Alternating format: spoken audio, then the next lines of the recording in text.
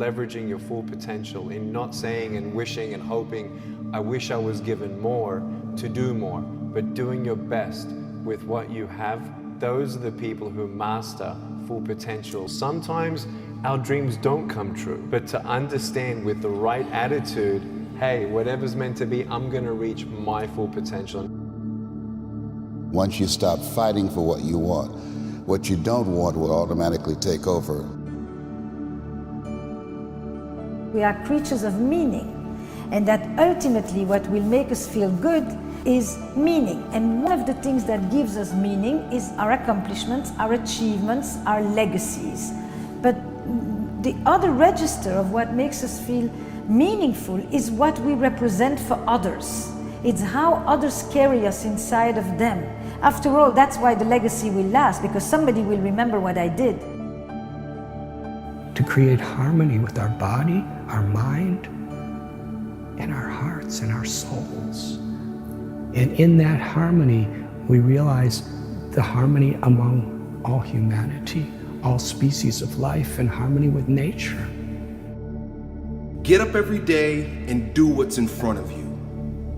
Don't have grand visions and grandiose ideas about where you're gonna go and what you're gonna get and how it's gonna be when you get there. Just get up every single day and do what's in front of you. Do what you gotta do every single day, whether you feel like it or not. Have no fantasy about it. Don't need to feel good about it.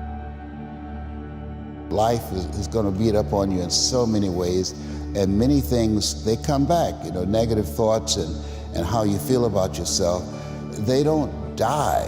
They come back once you stop doing the maintenance work on your mind, quietly listening to the still small voice within. Who am I really? Is this really me? Am I giving my best? Am I just reflecting what's around me? Because all of these various things affect how we show up in life. I didn't know why I was born this way. I didn't believe I would actually become independent, married, now with 4 kids. Traveling around the world to talk about hope was really fantasy. I actually felt like at one stage I had no hope. Whatever happens in our life, I wanted to be like that river and flow toward the sea of truth, of love. We are creatures of meaning. We are also wired for connection. So we want others to matter to us, and we want to feel that we matter to them. It's what allows us to move around in the world. I can walk around freely in the world because I know that there are people all over the world that are thinking of me, holding me inside of them, and I do the same. The amazing thing about happiness, 2 things, are the people who can unchain themselves of the past are the most happiest. And those people who actually intentionally practice an attitude of gratitude.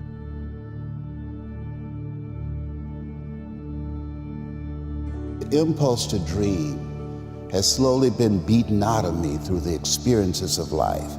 You weren't going in that direction, but you unconsciously did it because you've done it so many times that many people, because they're not making a conscious, deliberate, determined effort to think outside of what life has thrown at them, they end up doing the same thing over and over and over again. Einstein said that thinking that has brought me this far has created some problems that this thinking can't solve.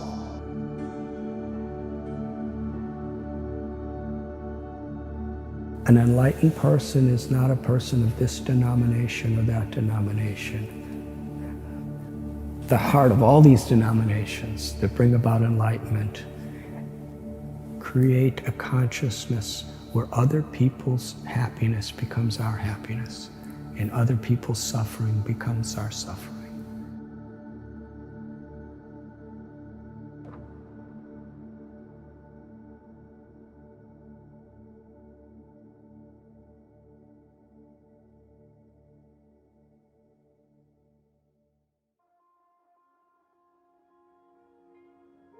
You have something going on in your life that you can't figure out. Yes, you can search outside of yourself for that, but you can also find moments of silence. You know, be in nature and allow that true voice that you have inside of you to come up to the surface, because that is the voice of your passion, your purpose, your enthusiasm. Writing in a journal where you are dealing with the conscious thoughts for the first 20 minutes. But if you write in a journal for an hour, the things that come up in the 30th minute and the 50th minute are things you didn't even know existed. But a lot of times people won't let themselves get past the 15th minute. They get bored. Oh, there's all this stuff I already know.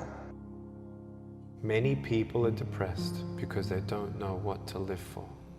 They haven't found something yet to die for. When you have found something to die for and live for, when you know why you do what you do, that's when purpose gives you the strength to override all limitations and fear.